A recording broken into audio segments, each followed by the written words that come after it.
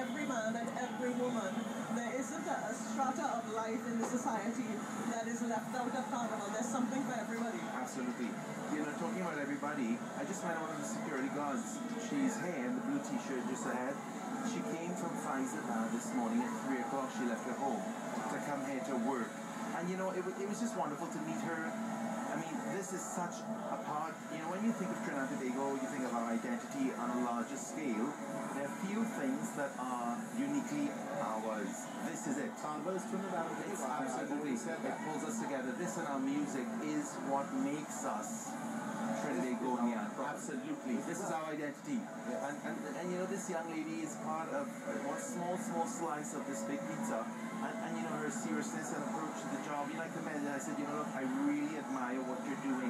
Right here, just in front of us, manning that comes in and out of the grandstand. And I think it also demonstrates the fact that this is very much a team effort.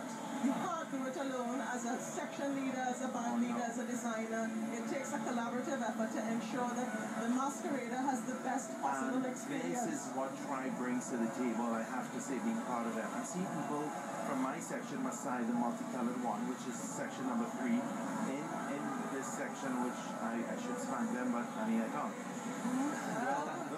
They say the Mayans have predicted. This is the president and his wife. Wonderful. Look at that. And that's her sister on the left. Just wonderful. They're so charming. I love. And this is the Prime Minister's sister, Wati Newton. She's having a good time. I love it. Wonderful that she's crossing the stage with Tribe. I think the freedom that people demonstrate on Carnival Day, I mean, you know them with the capacities in which they function from day to day.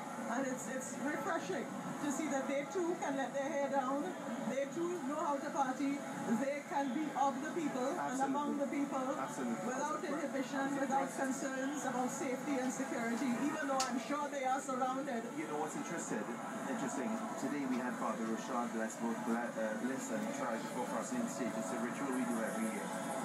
And Father Rashad, in his prayer and blessing the band, said that he encourages people to celebrate Carnival, but it's the interest and enthusiasm that we bring to this that we should bring to living a good and godly life in all that we do. Absolutely. You know? And I really appreciated that so much. I don't think anyone can argue about that. Look at the energy and the enthusiasm of Tribe. I love it. Look at this. There he is, the president and his wife. And you know, we discussed, I was hanging with them just before coming to the Savannah, and they said that they missed the stage, as we all do. And you know, it's a stupid question I'm going to ask you. Do you know, why did we demolish the stage? Do we even know?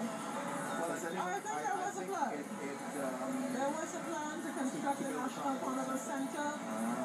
That plan never quite got off the ground for a number of reasons. And even though it didn't get off the ground, there was, as far as I can recall, no explanation proffered as to why it wasn't rebuilt.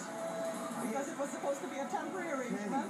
But you know, I'm in clothing, and it's like we don't take our shirt off if we have another, unless we have another one to put on. Absolutely. You know, I'm confused. Anyway, the good news is that, is that Jenny Sharma? Yeah, that's Jenny. I can't see what section. That's a lady who knows how to have a good time. Oh, she certainly does. Next section is Knights Templar. Now this is brought out by Melissa James. We haven't seen the costume yet, but it's quite beautiful. Melissa is actually the daughter of Horace James. And she chose a very interesting topic to highlight and present. Knights Templars, many, again, hundreds of centuries ago, were the four fellow soldiers of Christ that were famous as the Christian military orders. They defended in 10,000 and 11,000. I mean, that's a long time ago, the Middle Ages. They began